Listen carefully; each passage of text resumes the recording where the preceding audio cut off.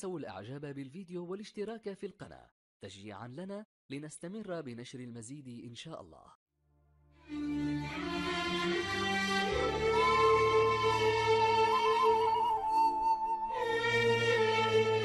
عروة؟ وأنت من تكون؟ عنترة يا سيدي. نعم، العبد الفارس الشاعر، أنت هو إذن. أخبرتني زوجي بما فعلوه بك. قل لي يا عنتر، أحقا أنت كما يصفون؟ لا أعلم أي وصف تعني. إنك لكذلك. ما الذي يبقيك بينهم؟ لماذا تبقى في خدمتهم ما داموا لا يقدرونك حق قدرك؟ فأين أذهب؟ البادية واسعة، تستطيع أن تختار لنفسك مكانا فيها. أينما ذهبت سأبقى عبدا. وما الفرق؟ تستطيع أن تكون رجلا مع أنك عبد. وبما يعرف الرجال يا سيدي؟ بأفعالهم.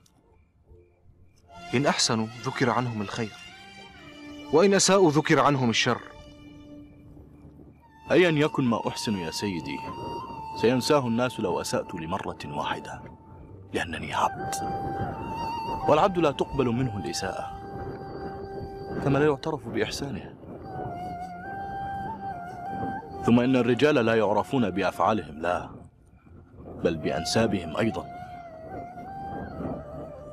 أحسب أني لن أكون إلا عنترة عبد شداد، لا عنترة بن شداد.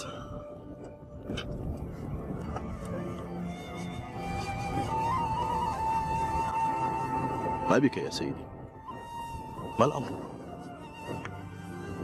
تظن الناس لا يعرفون من أكون؟ ومن لا يعرف عروة الشاعر والفارس؟ ها أنت ذا تقول الفارس والشاعر، على أني لم أعبأ بنسبي.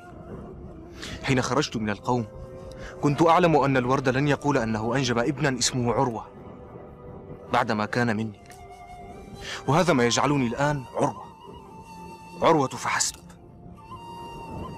ليتني أستطيع أن أكون عنترة فحسب.